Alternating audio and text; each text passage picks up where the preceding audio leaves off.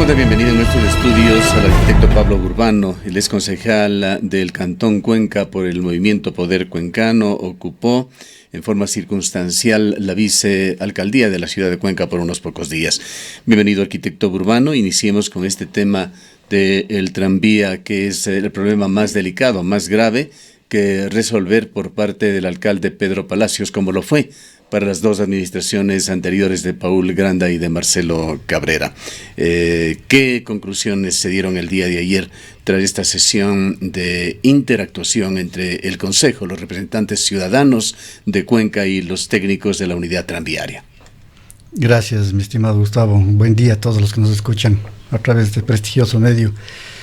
Decía usted una herencia, realmente una herencia complicada, no solo para la administración, para los ciudadanos y para la ciudad en general. Decir que por circunstancias ajenas no pude estar efectivamente en el taller, pero sin embargo he sido partícipe ya en algunas reuniones. ¿Se encuentra al tanto de lo que está pasando? Sí, me encuentro en algunas reuniones realmente en las que, cuando el señor alcalde tuvo a bien comunicarle a la ciudadanía de que había una gran cantidad de actividades que cumplir todavía para ir destrabando este proceso, versus las 4 actividades macro que nos decían que estaban prácticamente resueltas. Es un proceso largo que ha costado sin duda entender la causa raíz de los problemas, revisar toda una gran cantidad de documentación desde el inicio del proyecto para entender la situación real y por qué la ciudad en un momento dado vio que las unidades tranviarias se paralizaron. Y esto ocurrió ya previo a que la administración actual tome las riendas de la ciudad.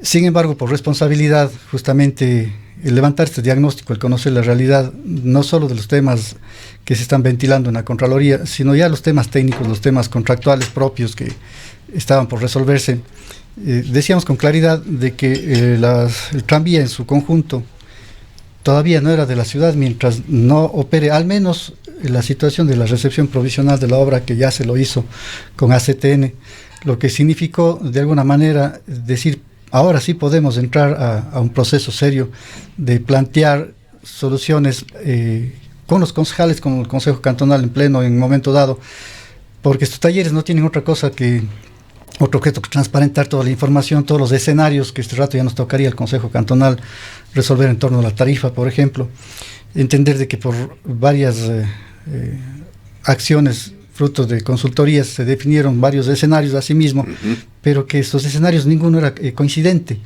y habían esos picos tan altos que hacían sospechar realmente que la realidad planteada en una primera instancia no se compadecía con la realidad de la ciudad. Esto es la cantidad de pasajes que se suponía iban a existir. Eso tiene una larga historia. Claro, entonces, cuando entre gallos y medianoche, y si cabe el término, en diciembre del 2012 se decidía ir adelante con este proyecto, sí. Se hicieron planteamientos muy irresponsables, no existe otra palabra para calificarlo, en los cuales se estimaba 120,000 pasajeros diarios que se iban a transportar, y claro, las cifras se cuadraron de una manera muy graciosa, pero la realidad ha sido otra, muy diferente, y efectivamente solamente para determinar las proyecciones, las cifras en cuanto a este proyecto se ha tenido que gastar muchísimo dinero, entre esto con la contratación de la empresa León Godoy, que realizó costosos y bastante profundos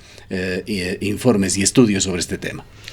Y decirle, mi estimado Gustavo, que creo que una gran ventaja, sin querer juzgar a ningún otro administrador anterior, la gran ventaja del administrador actual es que conoce sobre el tema de los proyectos de estadísticas y cosas, y precisamente en una de las conversaciones que pudimos tener cercana con los técnicos, el alcalde prácticamente fue el que hizo la presentación con argumentos muy técnicos, muy válidos, inclusive manifestó que lo más fácil para la administración hubiese sido volver a contratar una nueva consultoría que compile las 3 anteriores y saque una conclusión, lo cual no se lo hizo, primero porque no era necesario, y segundo porque al conocer el tema se dio el tiempo suficiente para trabajar él personalmente con los técnicos y poder de alguna manera plantear los escenarios bajo una realidad mucho más aterrizada.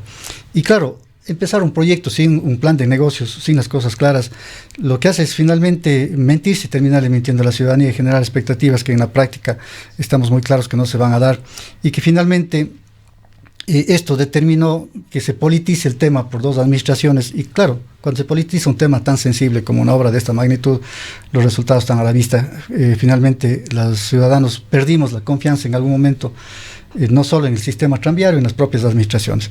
Ahora se tiene claro los escenarios, o más bien dicho, más claro los escenarios que permitirían tomar una decisión ya en el seno del Consejo al calor de estos talleres, que además fueron pedidos por los propios concejales. Entender de que este rato el Consejo Cantonal tiene 13 concejales nuevos, 3 de ellos reelectos para completar los 15, y que los 3 reelectos reconocen que nunca tuvieron una información suficiente, que nunca hubo la transparencia suficiente en las administraciones anteriores para poder participar, opinar, discrepar si cabe el término. Ahora ya se los tiene y este taller propuso ya los escenarios en los que debería el Consejo Cantonal entrar con la ciudadanía a discutir un tema de la tarifa, por ejemplo.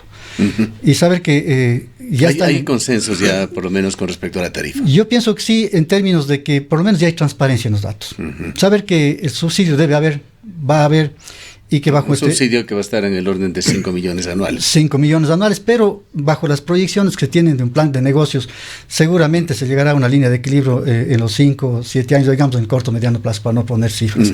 Eso es básico decir y entender, porque finalmente también el municipio se irá liberando recursos, irá pagando todavía muchos de los costos que están ahí.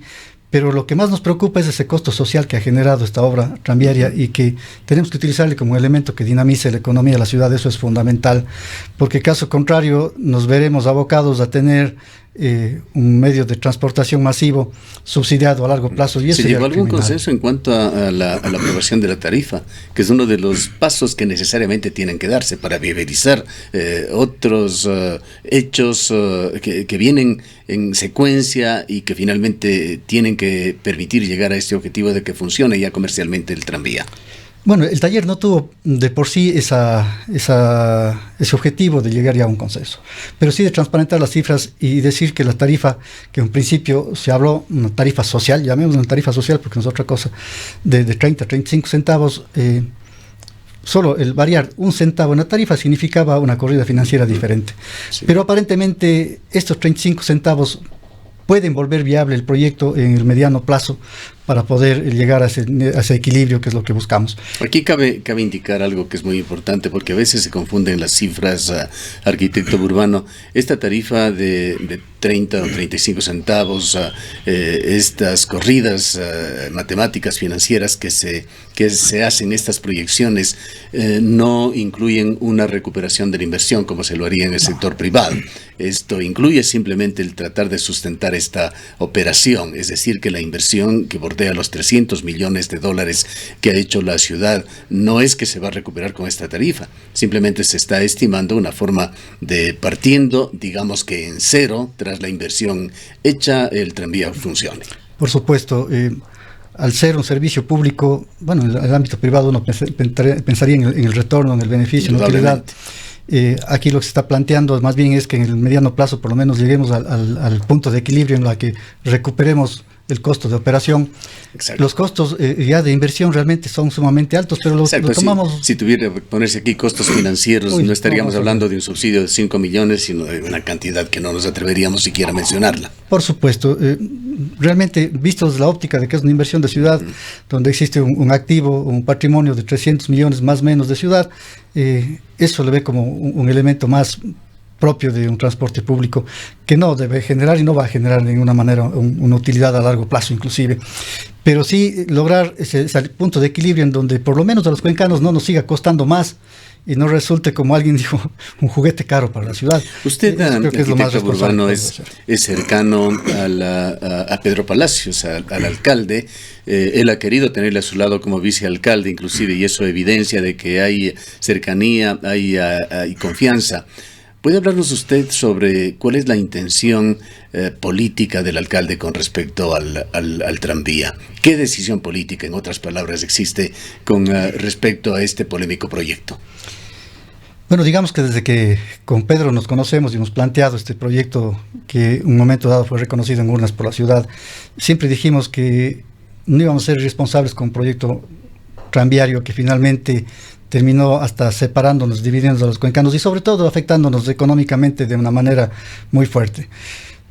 Planteamos el hecho de ponerle a trabajar al tranvía lo antes posible, de lograr fuentes de financiamiento adicionales. Inclusive hablamos en su momento de algo que se ha venido trabajando que todavía no ha sido objeto de los talleres, pero es este tema de venta de publicidad, el venta de la tarjeta turística y otros elementos que lo que hacen es, en principio, no lograr financiar, ciertamente, pero sí lograr que los ciudadanos, los cuencanos y, por qué no, los turistas nos empoderemos de esto que puede ser un muy buen elemento y la imagen de la ciudad. ¿No son estos temas, arquitecto urbano, que debería dejárselos ya en una gerencia administrativa del tranvía, partiendo de este piso hasta el cual deberían llegar las instancias políticas y dejando ya que una administración que ojalá resulte eficiente resuelva, catalice el proyecto, lo mejore a futuro en términos de cifras, además de eficiencia en cuanto a servicio ciudadano?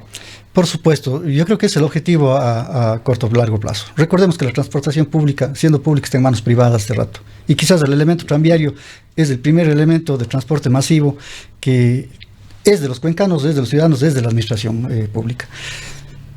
Migrar a que esto se transforme en una empresa pública, como es Etapa, como es MAG, como es las otras, va a costar sin duda, pero va a costar porque cualquier empresa pública que maneje de una manera gerencial esto tiene que tener por lo menos sostenibilidad.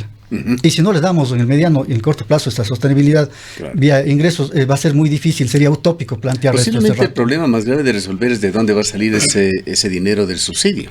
Por supuesto. ¿Se va a imponer una tasa a los ciudadanos, alguna tasa de tipo tasa solidaria?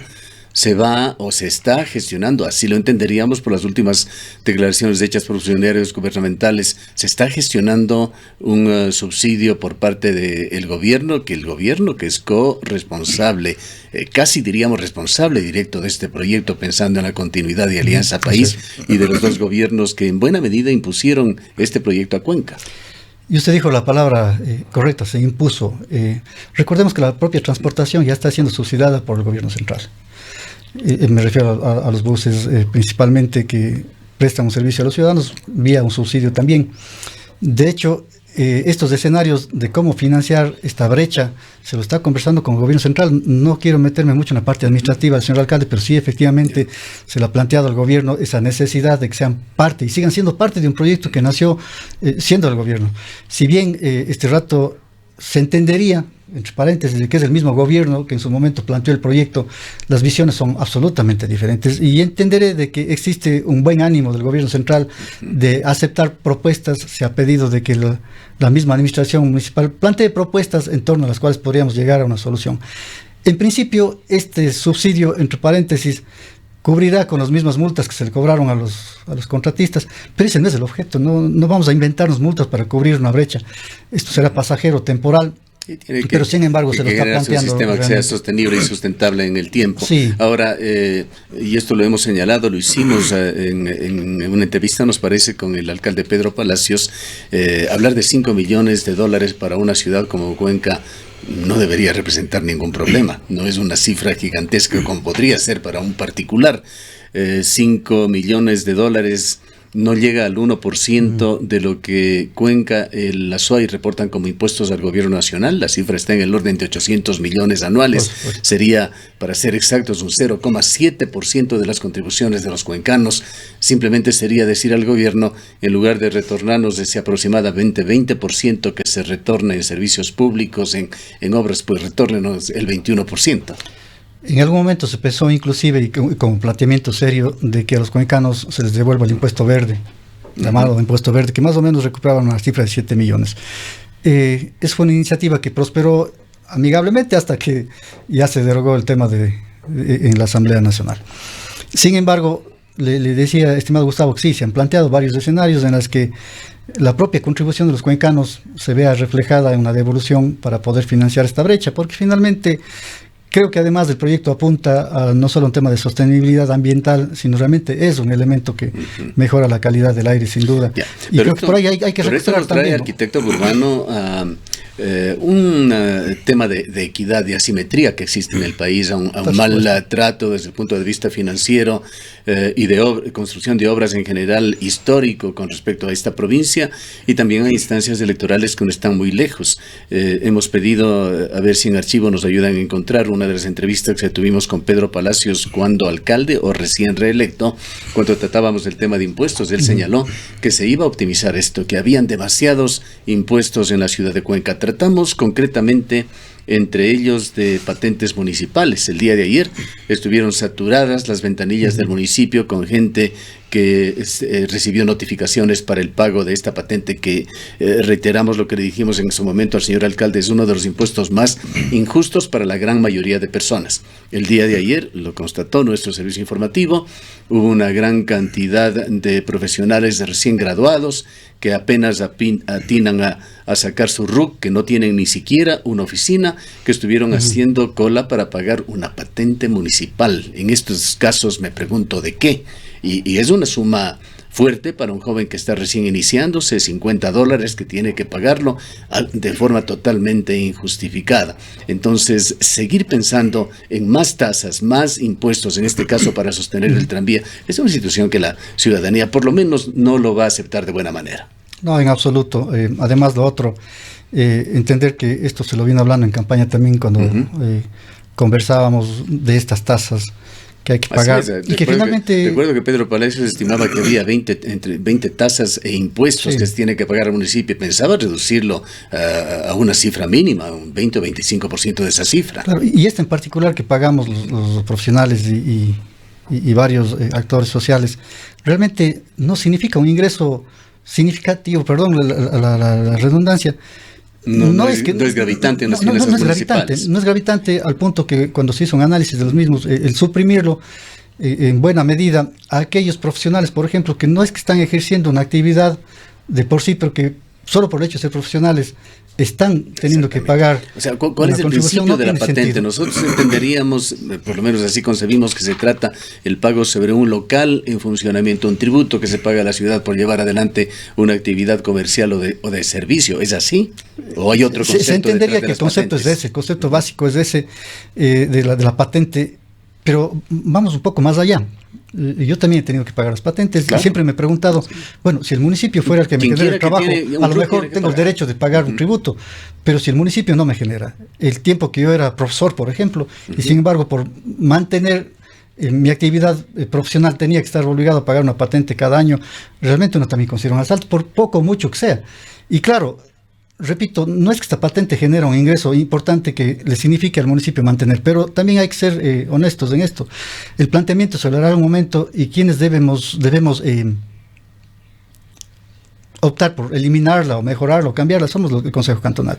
De ahí más bien yo aspiro, y creo que como concejal más, ya no como vicealcalde, un ex vicealcalde, que sigamos en el seno del Consejo Cantonal con esa misma tónica de poder trabajar por beneficio de la ciudad y que estos no se politicen estos temas, porque en un momento dado lamentablemente es lo que nos ha terminado desuniendo a los cuencanos. Reitero, esta patente no es significativa, pero sin embargo genera un problema serio a los profesionales. Pero ¿qué puede pensar un ciudadano, arquitecto Burbano, al ver las filas, las colas que se dieron el día de ayer, las notificaciones que fluyen a través del internet? No puede sino concluir, estamos en las mismas, no ha cambiado nada. Sí, es que realmente cambiar un sistema caduco de tantos años, un sistema que queremos hacer una reingeniería total, no es fácil. De hecho, todos los sistemas informáticos, los sistemas legales, todavía están ahí, están vigentes, están en funcionamiento. Algunas reformas incluso que requieren de ciertas instancias político-administrativas. Para seguir avanzando, arquitecto Burbano, el alcalde no se encuentra en la ciudad. Vamos a hablar más adelante también, que nos cuente algo de lo que usted conoce sobre este viaje del alcalde que no se ha difundido mayormente en cuanto a cómo lo ha financiado, qué fue a hacer, qué noticias traerá para Cuenca.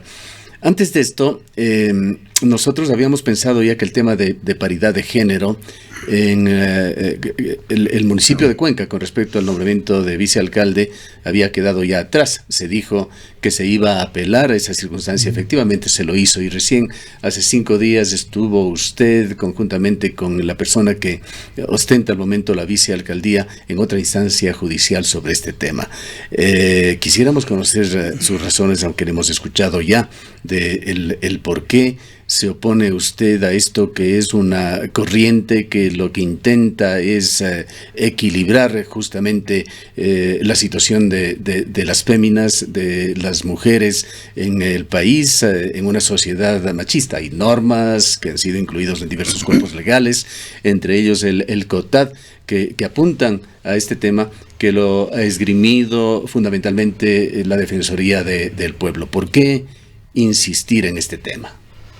Le agradezco, Gustavo, por la pregunta, porque realmente creo que he tenido pocas oportunidades en los medios dar, no la versión de Pablo Urbano, porque eso no es lo que prima en estos casos. Más bien reconozco y reconoceré siempre la valía de la mujer y de las 2 concejalas mujeres que están en el seno del Consejo Cantonal. El tema de la paridad existe en el Consejo Cantonal y está consagrado. Tanto es que sostengo y sigo sosteniendo de que no somos 13 varones y 2 mujeres, somos 15 mujeres y 15 varones en el seno del Consejo Cantonal, porque esa es la integralidad total. Tanto más que justamente el día de cumplir con el fallo judicial y elegir a la segunda autoridad, estuvieron presentes 5 mujeres en el seno del Consejo Cantonal. Entonces, el tema no es en contra de hombres y mujeres. Para nada. Es este punto, va a ir siendo fluido el diálogo, nada más, sin la pretensión digamos, sin la intención más bien de interrumpir al arquitecto urbano. Pero no es esto una especie de leguleyada, pues hay 15 concejales que son los titulares, y esos son los que tienen un poder de voto, no los que están sentados esperando una oportunidad para actuar. Pero ¿de dónde parte esto, mi estimado Gustavo? Parte de una decisión ciudadana a través de las elecciones, en donde ciertamente que el Código de la Democracia garantiza la participación en igualdad de condiciones entre hombres y mujeres. Parte del hecho de que en la propia conformación de listas es obligatorio para los movimientos políticos el tema de la alternabilidad y la secuencialidad entre hombres y mujeres. Y eso, una vez que parte de ahí, cada uno tiene un alterno y cada principal tiene un alterno. Y esto se configuró en 30 concejales, así de simple. Si se garantizó la participación en igualdad de condiciones entre hombres y mujeres en las elecciones primarias, eso mismo ocurre en el seno del Consejo Cantonal. Pero no necesariamente se elige hombre-mujer con elección. Es decir, usted tiene una suplente mujer. Es el mismo caso en todos los concejales hombre, y viceversa en el caso de las mujeres. Por supuesto. Pero resulta así por la forma que se conforman las listas. Resulta así, y entender de que la conformación del Consejo Cantonal nace de un hecho democrático. Porque, caso contrario, deberíamos decirle al CNE y a los cuencanos que nos equivocamos al no elegir igual número de hombres y mujeres. Recordemos que el Consejo Cantonal anterior, bajo las mismas reglas de juego, bajo la misma normativa legal, tenía una mayoría de mujeres versus hombres principales, me refiero. Lo que nos está queriendo decir usted, arquitecto urbano, para interpretarlo y acelerar también el diálogo, es que usted no está defendiendo un puesto que sería el de vicealcalde, sino está defendiendo principios democráticos. Desde luego, y siempre he dicho y mantengo de que la punta de lanza de la política antes era la democracia, ahora la punta de lanza de la política es la justicia. Y lo que defiendo es el hecho de que no debe meterse la justicia en temas políticos, en temas democráticos, porque se termina judicializando la política, y eso es muy grave. Eso ya pasó en el gobierno anterior y se sigue con esas prácticas. Pero esto es imposible, esto es utópico pedirlo, pues la justicia tiene en muchísimas ocasiones que resolver temas de carácter político. Por supuesto, pero en el marco legal, el marco constitucional, no se pueden generar derechos, no se pueden inventar derechos violentando otros. Se entiende que los derechos tienen la misma categoría, el mismo nivel. Y cuando se dice muy suelto de huesos que existe un derecho de paridad, no existe un derecho de paridad. Así como no existe el derecho a ser alcalde o vicealcalde. Que la norma del COTAD no es lo suficientemente clara. Para mí es absolutamente clara. Es absolutamente clara, porque así como en elecciones primarias se garantizó la participación de hombres y mujeres en igualdad de condiciones, el 317 hace lo mismo en el Consejo Cantonal. Garantiza la participación de hombres y mujeres en igualdad de condiciones. Ahora, ¿qué tan importante es, llamémoslo así, esta dignidad de la vicealcaldía, sabiendo que las actividades que tiene que cumplir un vicealcalde o una vicealcaldesa las determina el alcalde? Mire, yo creo que la vicealcaldía no le hace al vicealcalde, es todo lo contrario. si el vicealcalde o la vicealcaldesa le hace a la vicealcaldía, es en términos de su accionar, es en términos de su del accionar que le permite el alcalde. Por supuesto, y entender que la vicealcaldía está únicamente, en derecho me refiero, para suplir la ausencia del alcalde, como está pasando en estas ocasiones. Y es potestad del señor alcalde darle alguna atribución adicional a la que ya tenemos como concejales. Esto es legislar y fiscalizar. Entonces, no es ese el tema. ¿Cuál es el litigio que está resolviendo el juez, al cual usted y la actual vicealcaldesa se han comprometido a aceptar? Mire, lo que se ha hecho es apelar el fallo del juez constitucional de primera instancia por considerarlo que no es correcto. No es correcto en términos de que obliga, so pena de desacato, destitución y prisión, a un consejo cantonal a elegir únicamente entre 2 mujeres. Y claro, ¿por qué únicamente y por qué no las otras mujeres que inclusive estuvieron presentes en el consejo cantonal? Entonces, el hecho es que a través de esta apelación lo que buscamos es tener seguridad jurídica, mi estimado Gustavo. No podemos los consejos cantonales, los 221 consejos cantonales a nivel nacional, vivir con esta inseguridad, conociendo además de que esta normativa, el 317, desde que se empezó a aplicar, tuvo 2 pronunciamientos del Procurador General de la Nación, que para los consejos municipales es mandatorio, son vinculantes. Entonces, resulta ser que el fallo judicial dice que no. Bueno, entonces, ¿qué es vinculante para los gobiernos cantonales? Un fallo judicial. La Defensoría del Pueblo tiene una interpretación totalmente diferente de lo que usted está señalando. Sí, pero la Defensoría del Pueblo tiene interpretaciones para mí sesgadas. Y tanto más, solo para terminar, que 3 consejos cantonales, llámese Loja, Puerto Viejo, Quito, no dan a lugar estas acciones de protección. ¿Será que la ley es tan ambigua? ¿O será que los fallos judiciales del pueblo dice que más de la mitad de los consejos en el país tienen ya esta figura de vicealcaldesa? Unos lo hicieron en forma natural, otros en consecuencia, digamos que como jurisprudencia de lo que ha sucedido en Cuenca. Pero es que es lógico que esto haya ocurrido. No significa que los 118 consejos cantonales que no eligieron en función de la paridad hayamos estado al margen de la ley. Todo lo contrario. Pongamos números, unos amigos los números.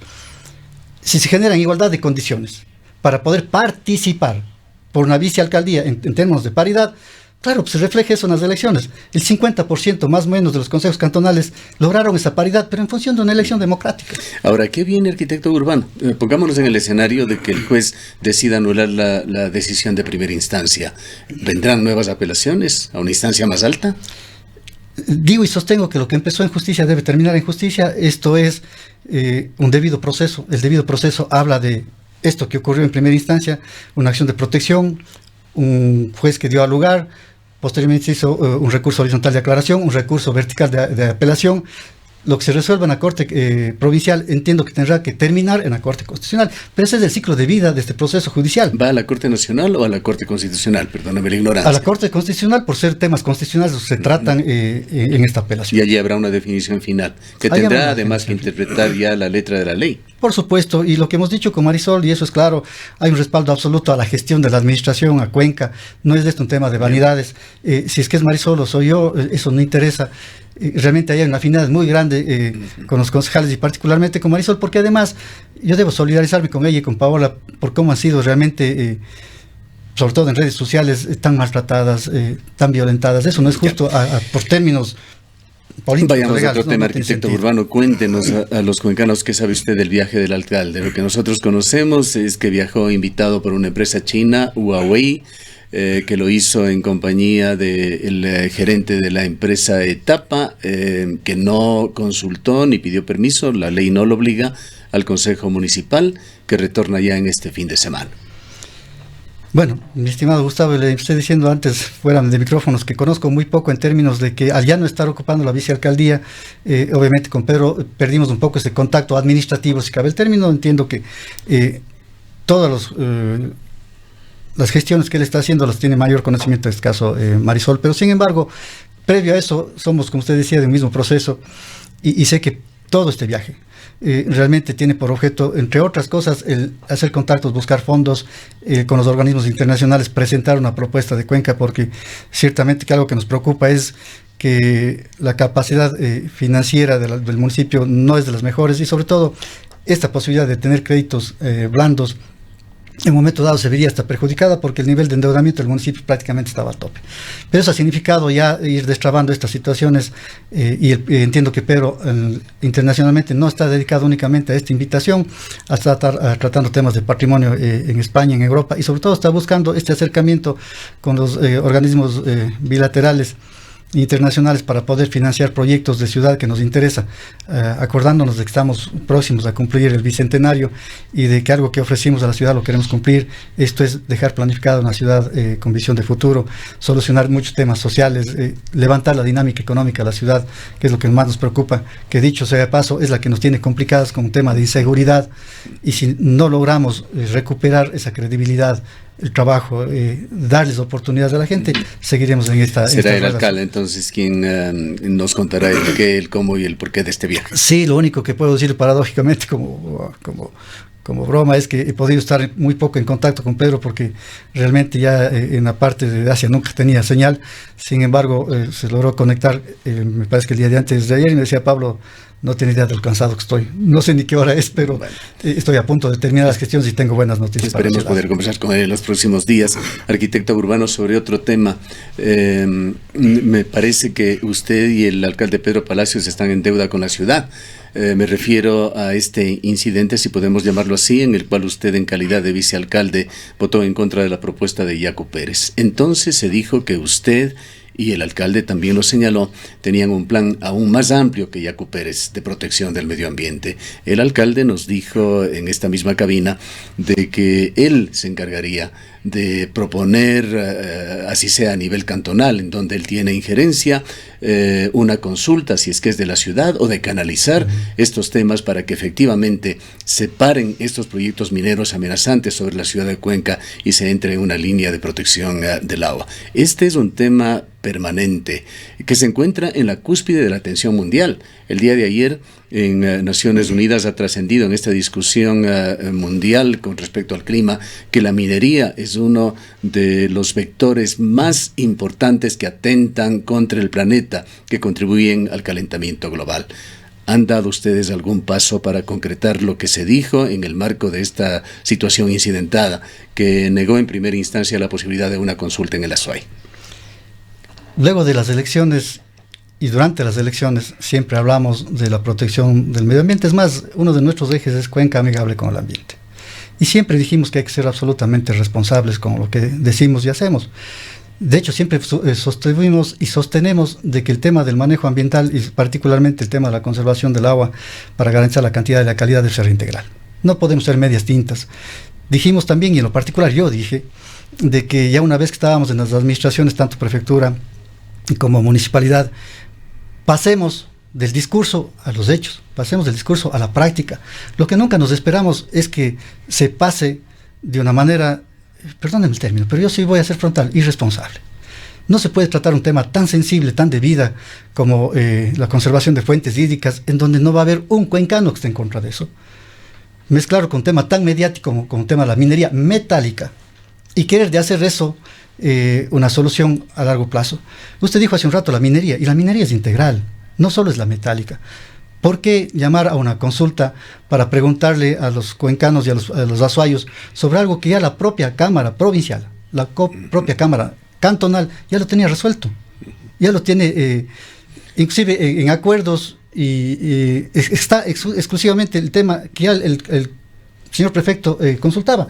Nosotros no es que estamos en contra del señor prefecto, pero más allá de las argumentaciones, las elucubraciones, que puede tomarnos muchísimo tiempo y lamentablemente no lo tenemos, arquitecto urbano, ¿qué en concreto han hecho usted y el señor alcalde para hacer efectivas estas expectativas que generaron?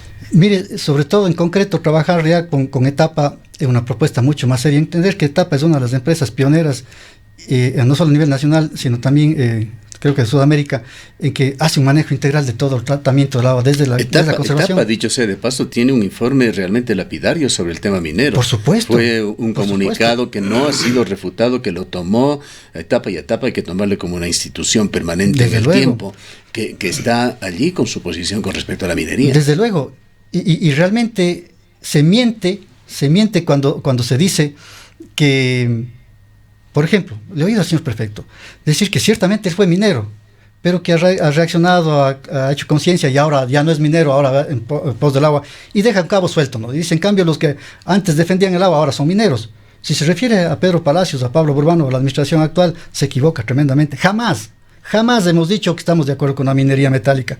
Peor en fuentes hídricas. Entonces, eso que no se lo saque de contexto. Y cuando decía que regresamos a Etapa, es porque con Etapa precisamente estoy trabajando. Venía trabajando desde hace 5 años atrás en proyectos de conservación y conozco lo que es conservar fuentes hídricas. Y por eso, cuando me permito hablar de que tenemos que ser integrales y de una vez por todas atacar todas las amenazas actuales, porque las actuales han destruido ya más o menos un 30% de los páramos.